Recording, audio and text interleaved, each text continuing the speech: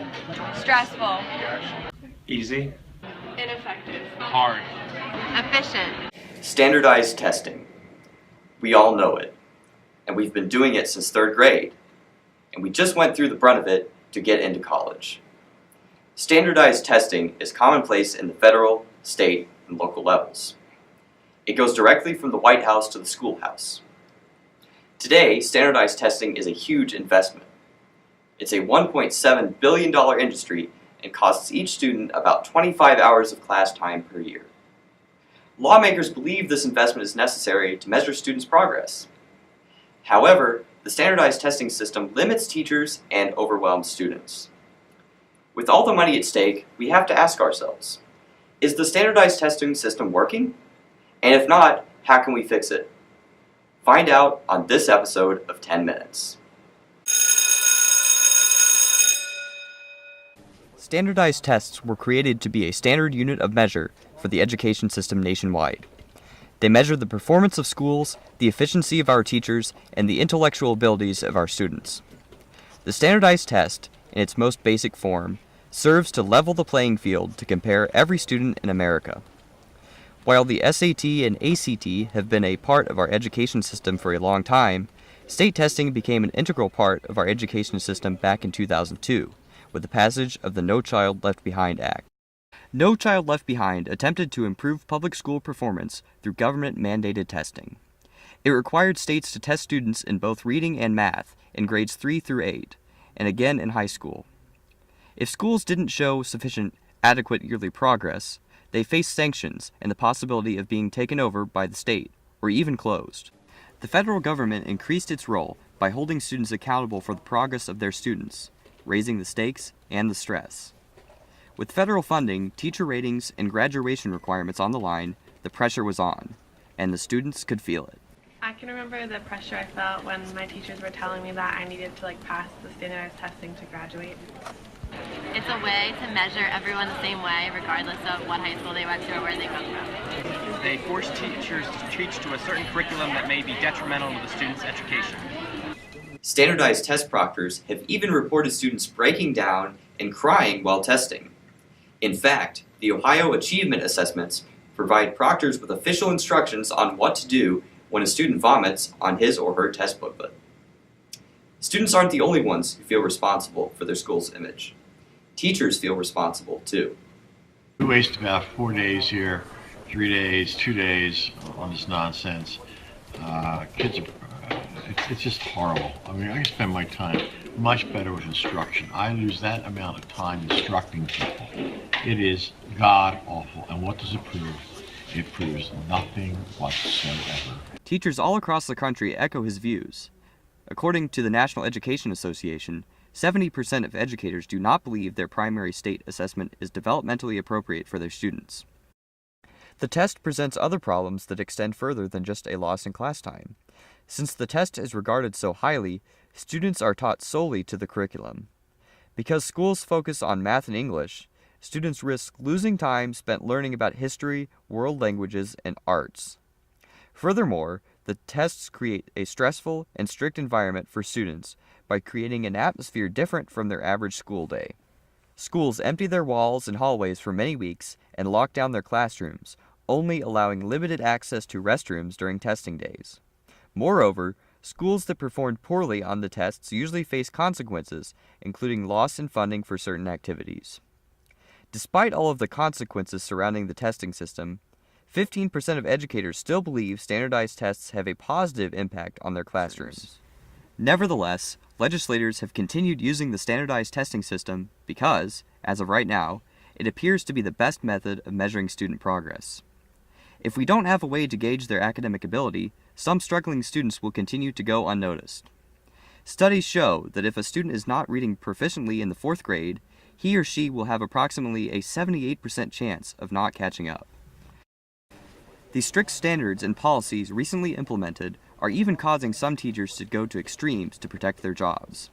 In 2009, a confidential memo revealed that 191 teachers in 70 Washington, D.C. public schools were implicated in possible testing infractions. According to the report, students' test papers were found with high numbers of wrong-to-right erasures, implying that some teachers actually change student answers themselves to satisfy the almost impossible demands of No Child Left Behind. Legislators soon realized that these requirements were nearly impossible for schools to meet. So, in 2015, Congress passed the Every Student Succeeds Act, or ESSA for short. The new law builds on key areas of progress in recent years. It renews the government's commitment to equal opportunity for all students that was lost in the bubble of bubble testing. But yet, despite the efforts made in the ESSA, the students are still suffering. What do we do? Should we move away from standardized testing, or is this imperfect system our best bet? Bob Sternberg, provost at Oklahoma State University, believes there's a better solution. By measuring creative, analytical, practical, and I'd add it to the theory now, wisdom-based and ethical skills, is we could improve prediction of academic performance, improve prediction of extracurricular and leadership performance, essentially eliminate ethnic group differences, and make the students applying and their parents much happier because we're looking at the whole person, not just as the person as a test score. Within recent years, there has been a push to find successful alternatives to the standardized testing problem. Some progress has been made, and new ways to measure students' academic success have been created. One leading option is the use of portfolios, which collect student work each marking period and are assessed by teachers and outside instructors in order to determine the progress of the student. Other alternatives include assessing performance exams, which would involve grading a science experiment or an in-class essay to determine the creative abilities of the student. More recently, the use of school quality review teams has been suggested as a way to determine how well a particular school would rank. In order to grade the school, teams consisting of trained educators and community members visit the school and observe classrooms, follow students, interview teachers and parents, and examine the curriculum. So, why do we continue to test when there are other options out there? Although these options provide other ways to assess the abilities of an individual, they do lack one important trait: efficiency. Grading portfolios and determining the quality of schools take time and require more than one grader. Standardized testing, on the other hand, is streamlined. Because standardized testing is so efficient, it has continued to remain in schools despite the controversy surrounding it. However, although public and private high schools have begun to question the accuracy of standardized testing, colleges around the country have already taken action to move away from the testing in high schools.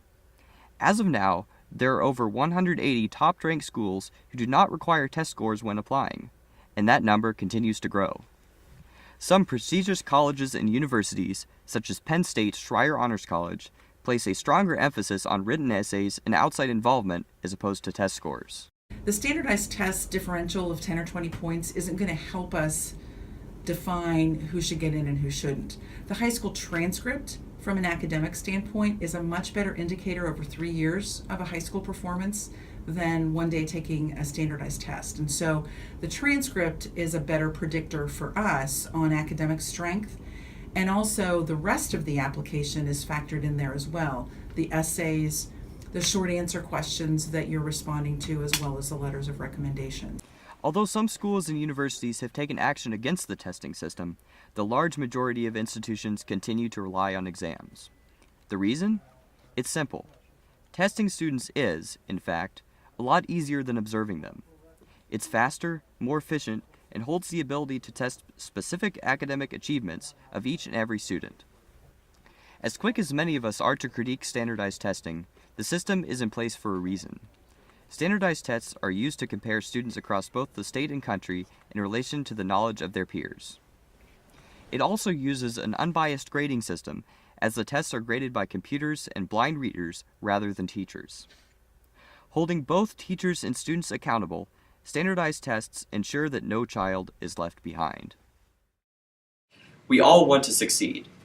We want our students to learn, our teachers to teach, and the doors of our schools to stay open. We are the test subjects of the No Child Left Behind era.